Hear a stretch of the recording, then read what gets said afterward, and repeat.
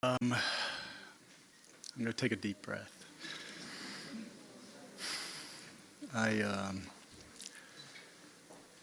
My name is Lee, and I am an Autumn Leaves member. And usually I say my name is Lee, and I am an alcoholic. And I say that today because I have no shame in being an alcoholic. I found it to be the one thing that changed my life and gave me a life worth living.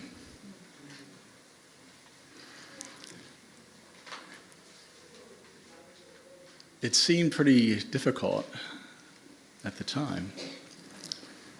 But today, 26 years later, I still just love being in communion with other people. The process of being connected, letting go of fear, seeing the similarities in myself and in others, makes me feel like a real person, like a human being that is just being. When I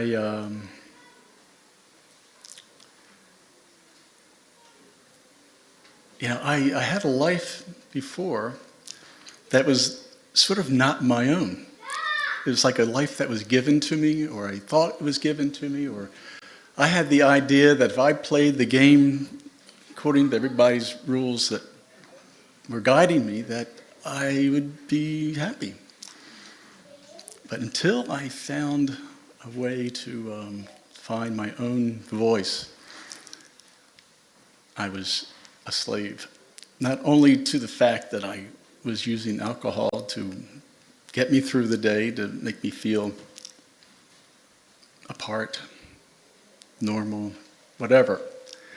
But when you're living a life that's false, and you know that in some level, I needed something to keep me in that track, and so the best thing that ever happened to me was finding that I was a drunk, that I couldn't control something, because control was everything. So today, I recognize that my life is this day, this moment, right here, right now. This is it. This is all I have. The past is just a story. It's not real. In fact, whenever I put a story around what the past was, I don't have all the information. I see a small perspective of what information comes in. My fearful mind tabulates it, and it says, it's this. And typically, technically, normally, it just makes my life small. But if I don't listen to that story, if I recognize that that story isn't real, it has nothing to do with reality. There are so many pieces in the world that are entering me and my consciousness at all times. And a lot of them are not even available to me. I have ancestral energy that comes into me that from great-grandparents who I never even knew. And they offer me gifts, many of them from which I need to learn. Those gifts often seem to be like fear, irrational fear, fear of the other, fear of the fear. And in order to be open-hearted,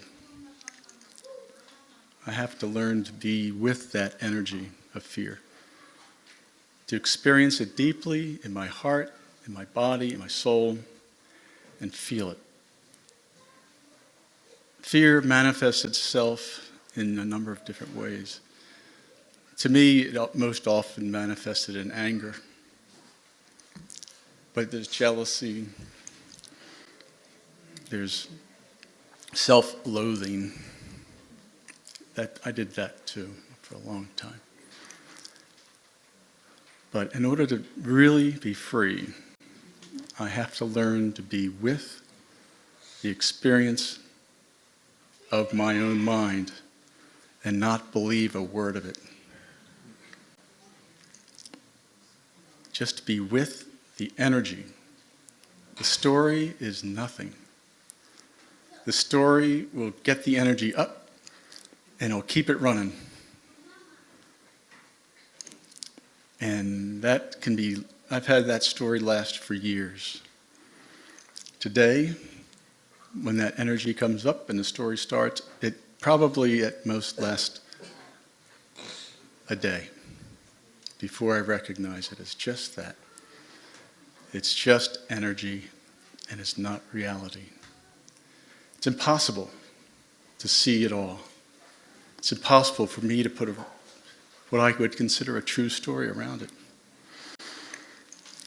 But I do get faster and faster by practicing being present and being in the moment and being willing to sit with my discomfort at knowing that that's just a story again. So, I didn't think I would be able to talk this long.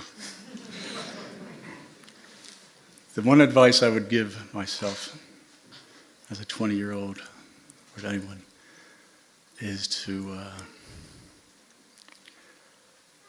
if you find yourself confused and not able to make a decision because of the fear, do your best, but make a decision. Because you can change your mind. Thank you very much.